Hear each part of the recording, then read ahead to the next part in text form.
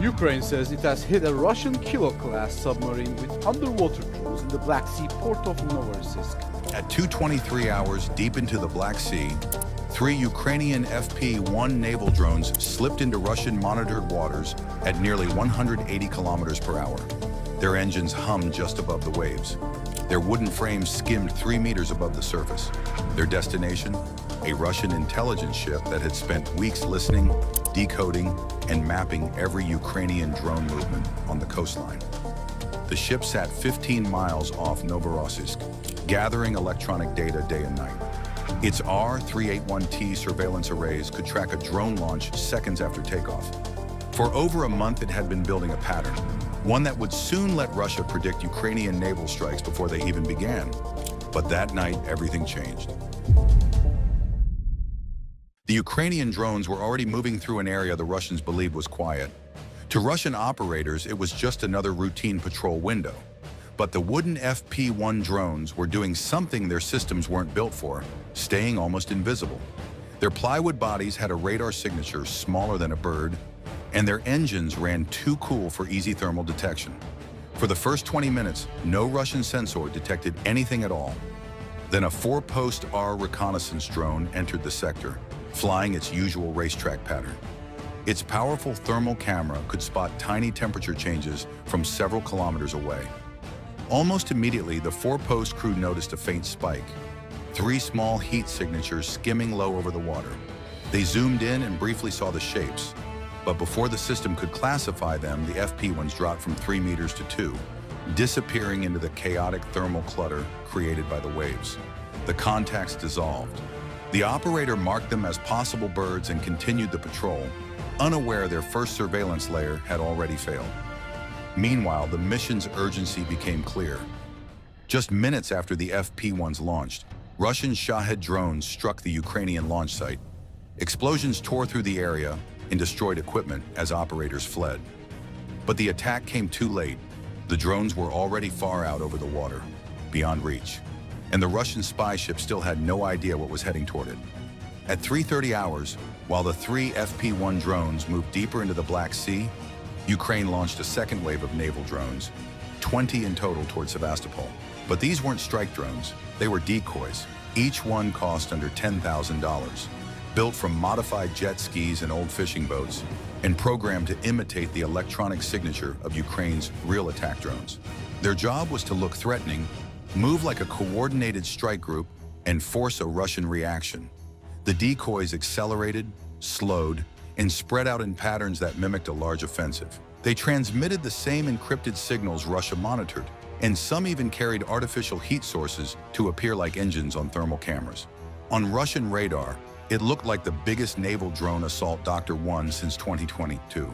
Russian doctrine required an immediate response, so the commander at Novorossiysk scrambled 6 Ka-27PL helicopters, and another 4 took off from Sevastopol. 10 helicopters rushed at full speed, chasing what they believed was a real attack. While they moved in the wrong direction, the actual FP-1 drones flying east toward the Russian spy ship continued undetected. The trap worked exactly as planned. The 3 FP-1 drones shifted their course 15 degrees north, aiming for a narrow radar gap Ukrainian analysts had identified weeks earlier. 2 Russian Podlet K-1 radars in the area rotated at exactly 10 revolutions per minute, creating a small 4-second window each minute where their beams both pointed away from the same slice of sky. It was like 2 searchlights turning in sync, and the drones had to pass through the blind corridor at the perfect moment. But Russia had changed its tactics. The radars now used random desynchronization, shrinking the safe corridor and making timing far more difficult. The first drone entered the zone at 4:47 hours, disappearing, reappearing for 2 seconds, then vanishing again. A radar operator saw a brief flicker, but dismissed it before he could identify it. The second drone slipped through 30 seconds later, still hidden, still on course. The third drone, however, drifted almost 200 meters off track due to a slight gyroscope fault. As it corrected, the radar beam swept across it and picked it up as a fast, low-altitude contact. Normally, this would trigger an alert, but operators were overwhelmed watching the massive decoy swarm heading towards Sevastopol. One small anomaly wasn't enough to pull their attention. The operator labeled it a bird and moved on. The drone survived the crossing, but the correction burned precious fuel, leaving it less than a minute to reach the target. And at 600 hours, the lead FP-1 drone was still 240 kilometers from the Russian spy ship when its GPS position suddenly began sliding east. It wasn't a small shift. It was a sharp, steady drift, even though the drone itself was flying in a straight line. This meant only one thing: Russian GPS spoofing. From Crimea, the R330ZH GTEL system had turned on, blasting out fake GPS signals at 100 watts versus the real satellites at 0.00001 watts, which is far stronger than the real ones, and slowly pulling the drone toward a waiting Panzer air defense battery. But the Ukrainians had planned ahead. Old oil platforms sat across the Black Sea every 50 kilometers, and the FP-1s were trained to recognize them. When the drone's camera spotted the next platform, it used the shape to reset its real position and ignored the fake GPS signals completely. With one quick correction, the first drone was back on the right path. The second drone wasn't so lucky. At 6:15, a cheap capacitor inside its GPS module overheated and killed the receiver. With no guidance at all, the drone drifted in the wrong direction, slowly dropping lower over the waves. After half an hour, it touched the water and disappeared quietly under the surface, and only 2 drones were left moving toward the target. At 7:23 hours, the Russian spy ship activated its Mineral M radar, scanning the waves for threats. It picked up a faint harmonic signal, the tiny ghost frequency from the FP-1's cheap motor. The reading showed a bearing of 285, moving at 180 kilometers per hour, only 15 meters above the water. The ship knew something was out there, but wooden drones gave unstable reflections, and the radar kept losing lock.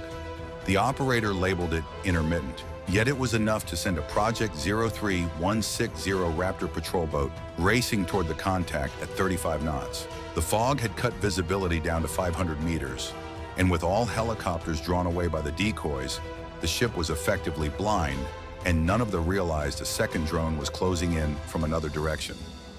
At 7:30, the first FP-1 reached the target area. The spy ship was right where expected, with patrol boats forming a tight radar screen around it. Then nature changed everything. A strong temperature inversion bent the radar beams upward, lifting their coverage above low-level objects. Anything flying under 30 meters became invisible, and the FP-1 cruising at 3 meters simply slipped beneath it. A patrol boat finally spotted the drone visually at 500 meters and opened fire. Rounds tore through the wooden frame, and one bullet clipped the propeller, causing violent shaking. Still, the drone kept flying with only 90 seconds of fuel left. At 800 meters from the spy ship, the cracked engine mount gave out, and at 7:34, the motor seized, sending the drone gliding downward. But its mission was complete. Every Russian gun was pointed at it, not at the actual threat approaching from the northwest. Shortly after, the third FP-1 emerged from the mist, flying merely 10 meters above the water in which the lookout detected it at 300 meters. But it was already too late. The drone focused its camera on the bottom of the ship's mast, where the Mineral M radar, signal receivers, and R381T surveillance antennas were located. At 7:35, it crashed into the mast at maximum velocity. The blast tore through the tower, fusing antennas, wrecking processors, and causing a series of subsequent explosions. In moments, the ship's complete intelligence system, weeks of gathered data and tracking trends, was transformed into contorted metal. The ship stayed afloat, but it was permanently blinded. For the first time in 6 weeks, Ukrainian naval drones were invisible again. This strike showed how a handful of low-cost wooden drones could defeat a ship built to track entire coastlines. It showed how deception, timing, and terrain could overpower expensive radars and helicopters. And it reminded Russian forces that even the quietest night on the Black Sea could end with a single drone slipping through the fog. And as this war evolves, the line between vulnerability and invisibility is becoming thinner than ever. Do not forget to like, comment, and subscribe for more videos like this.